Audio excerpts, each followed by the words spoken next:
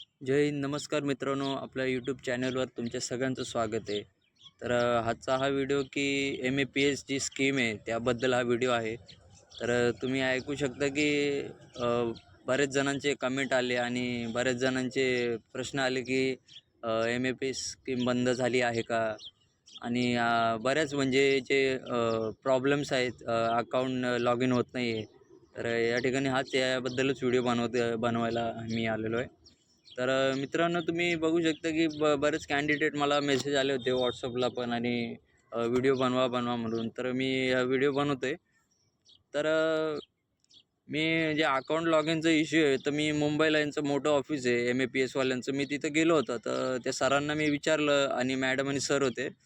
मी त्यांच्याकडे गेलो. Desk number काहीतरी 14 का 12 वर गेलो डेस्क नंबरला मी. तर मी तिथं गेलो तर त्या ठिकाणी त्यांनी मला असं सांगितलं की जे विद्यार्थ्यांनी 2-2 फॉर्म म्हणजे 3-3 फॉर्म असे भरले होते. तर ते आणि डबल त्या स्कीमचा लाभ घेत होते. त्यामुळे हे सगळं डाटा रिलीज झाला आणि त्यामुळे हे सर्व जे क्लेम आहेत त्या लोकांनी रिजेक्ट केले आणि ज्यांचे अकाउंट लॉग इन होत होते ते पण त्यांनी म्हणजे हे झालं, त्यांच्याकडून चुकून झालं. तर त्यांचं हे फेल्युअर आहे.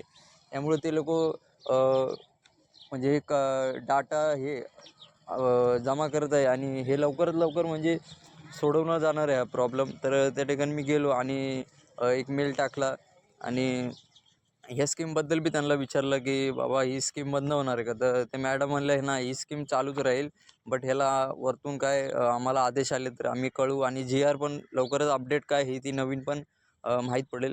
तरी मित्रांनो, तुम्ही मेल वगैरे तुमचं जे मेल आहे त्याच्यामध्ये तुमचं ते अप्रेंटिसशिपचं ते ID टाका. जे एपासून स्टार्ट होतं आणि पासवर्ड वगैरे टाकून त्यांना मेल करा आणि जे तुमचं इश्यू आहे त्यांना ते पाठवत राहा.